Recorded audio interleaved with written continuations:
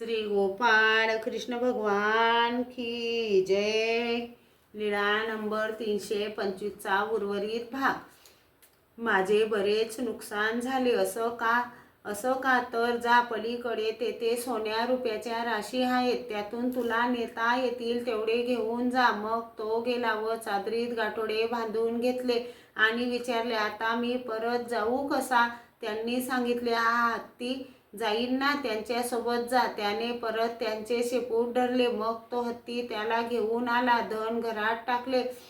त्या दिवसापासून तो सुखाने राहू लागला. 2 बैल विकत घेतले, दुधासाठी 1 म्हैस घेतली, लेणी लुगडी घेतली, असा राहू लागला. तेव्हा शेजाऱ्यांनी म्हटले, या धांदूल दादाजवळ एवढी संपत्ती आली कोठून? शेती तर जेवढी आमच्या जवळ आहे तेवढीच त्याच्या जवळही आहे, तर विचारूया.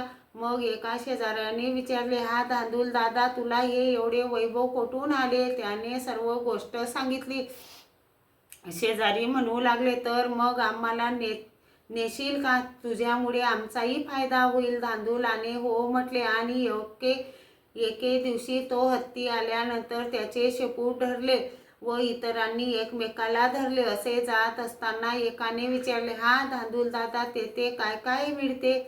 तेथे सर्वच मिळते. एका दामाला कापूस किती मिळतो? एवढा मिळतो.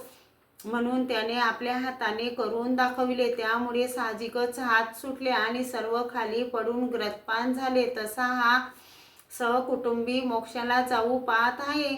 यावर सर्वज्ञांनी इंद्रवनाचा दृष्टांत सांगितला. कोवडे इंद्रवन असे, ते तोडीजे तरी तुटे, तेची देठी निंबर झाले तोडीजे तरी न तुटे. साई तोडीजे तरी मुडेसी वेली हातासी ये.